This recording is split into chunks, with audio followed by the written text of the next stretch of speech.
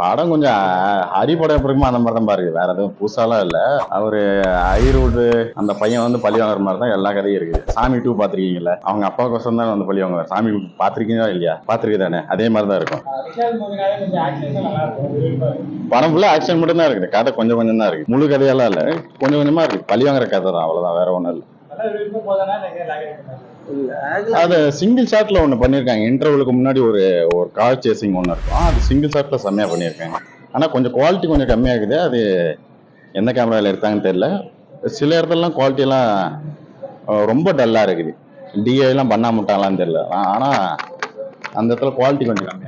DSP வந்து music வந்து அது கொஞ்சம் அந்த காலத்து மாதிரி இருக்கு. அந்த காலத்து ஒரு 1991 மியூசிக் போட்டா எப்படி இருக்குமோ அந்த மாதிரி இருக்குது. பாட்டு எதுவும் கேட்சியா இல்ல. இது பேக்ரவுண்ட் ஸ்கோர் மட்டும் கொஞ்சம் நல்லா இருக்குது, அவ்வளவுதான்.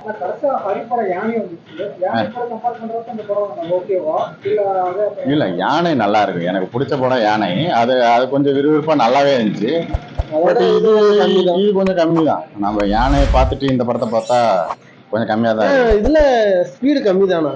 ஹரிபன்னா ஸ்பீடா இருக்கும், டக்கு டக்குன்னு அடுத்த இது போயிட்டே இருக்கும். ஆனா இது ரொம்ப கம்மியா இருக்குது. டைலாக்ஸ் எல்லாம் ரொம்ப அதிகமா இருக்குது. உட்காந்து கத்திட்டே இருக்கிற மாதிரி இருக்குது. நம்ம சிங்கம் 3 மறுபடியும் பார்த்த மாதிரி ஃபுல்லா கத்துன்னு கத்திக்கிறாரு உள்ள பாரு. அடையாமா சாமி 3 மாதிரி இருக்குப்பா. ஏப்பா நீ வேற சாமி 3 இவன் கண்டென்ட் எடுத்து கொடுத்துருக்கிறா வாங்கிட்டு. இல்ல, படம் தொய்வார இடத்தெல்லாம் வந்து யோகி காமெடி வந்தா காப்பாத்துது. மொட்டராஜன் அவங்க எல்லாம் வரப்ப கொஞ்சம் நல்லா இருக்குது. அந்த பிடி கணேஷ் எல்லாம் வர ஒரு சீன்ல அது நல்லா இருக்கு, பாக்குறப்ப நல்லா இருக்கு. டல்லா வர இடத்துல அந்த காமெடி ஆக்டர் தான் வந்து நிரப்பிட்டு இருக்கிறாங்க. மத்தபடி கதை ஒண்ணும் இல்ல. செகண்ட் ஹாஃப் கொஞ்சம் பரவாயில்ல, ஃபர்ஸ்ட் ஹாஃப் எல்லாம் ஒண்ணுமே இல்ல. லாஜிக்கே எல்லாம் போயிட்டு இருக்குது நிறைய இடத்துல. இந்த லாஜிக்ஸ் எல்லாம் பார்த்துருந்தாங்கன்னா நல்லா இருந்திருக்கும். கிளைமேக்ஸ் வழக்கம் போல கடைசியா ரிவெஞ்ச் எடுக்கிறது. நம்ம ப்ரோமோல ஒரு சீன் பார்த்தோம்ல, தலையை வெட்டி தலையை புடிச்சிட்டு போவார்ல, அதுதான் கிளைமேக்ஸ். ஃபேமிலி ஆடியன்ஸ், ஃபேமிலியா பெரியவங்க எல்லாம் பார்க்கலாம். பட் குழந்தைங்க பார்க்கறது கொஞ்சம் கஷ்டம். ஏன்னா நிறைய இடத்துல ரத்தம் தெறிக்க இருக்குது சீன்ஸ். அந்த சீன்ஸ் எல்லாம் பார்த்தாங்கன்னா குழந்தைங்க வந்து இன்னும் வன்முறை கொஞ்சம் அதிகமா இருமே நினைக்கிறேன்.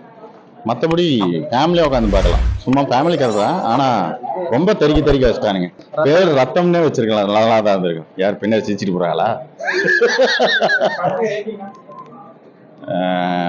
10க்கு 3.5 அந்த மாதிரி வேணா கொடுக்கலாம்.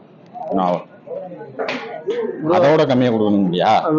நான் கொடுக்கலாம், பிரச்சனை இல்லை. டெக்னிக்கலா சில இடத்துல நல்லா இருக்குது, அதனாலதான் அந்த பாயிண்ட். அது எல்லாம் படத்தையே மோசம் சொல்லக்கூடாது. அந்த இடத்துல ஒவ்வொரு இடத்துல நல்லா கிளியரா பண்ணிருக்காங்க. முடிச்சிட்டேன். மறக்காம சர்ப்ரைஸ் பண்ணுங்க. தேங்க்யூ.